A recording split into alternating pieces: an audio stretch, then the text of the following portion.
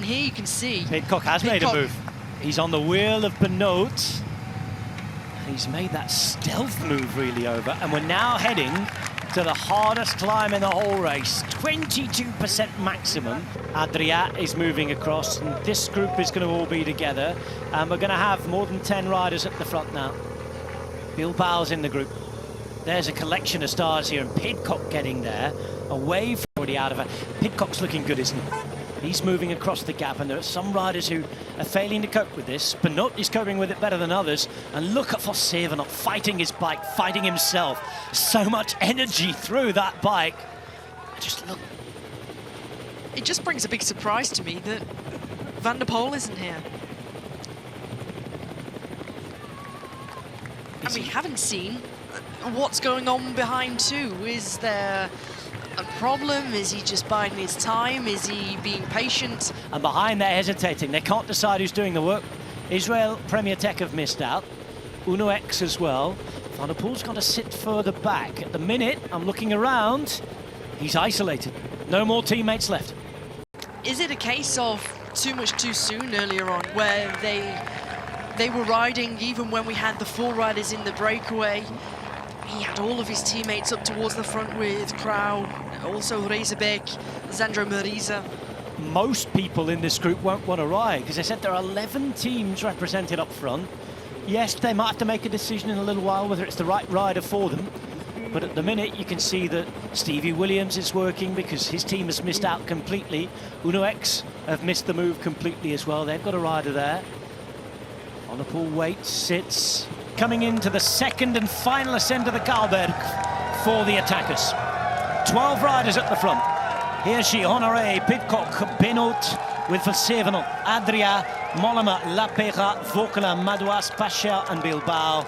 It's Hirschi and Lapera here onto the first slopes, right at the front. Goes, Skelmoser goes, they're not happy with Mollema up there. And now the race is alive again.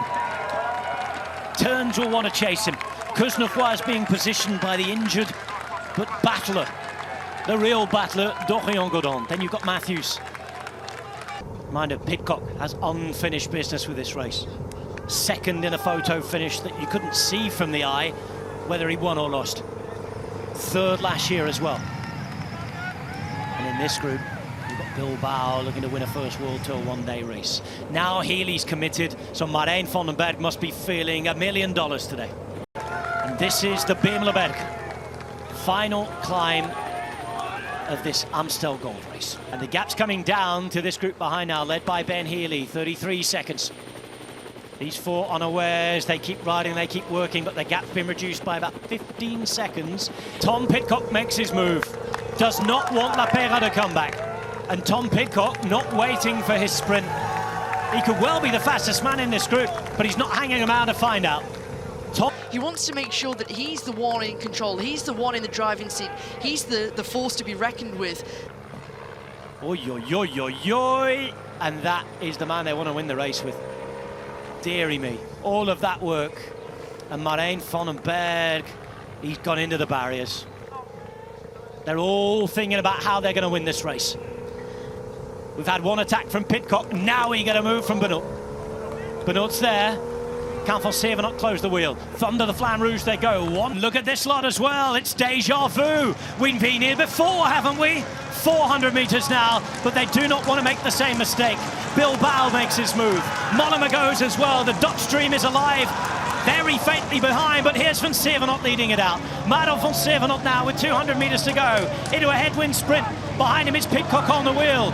Look out for Benoit as well in the yellow on the left-hand side. It's Tiesj Benoit on the left-hand side in the yellow, and Tiesj Benoit hits the front, but here comes Pidcock through the centre. Tom Pidcock's there, and finally, the unfinished business is complete. Was that moment of lull. It was only until Mado Vossevenot started to go early with 300 meters to go that started the sprint. Tiesj Benoit and Tom Pidcock, it was a drag race to the line. And for Hirschi, he was coming up with some speed. Perhaps if he'd gone a little bit earlier and really got his sprint wound up, it could have gone the way of the Swiss man. But for Pidcock, you knew from the start of today's race, having had unfinished business, a parkour that suits him, the relentless style of the parkour. And this year, they haven't won much. The Ineos Grenadiers have won 2 road races. This is their 3rd road race win of the year. And so this is also a big factor.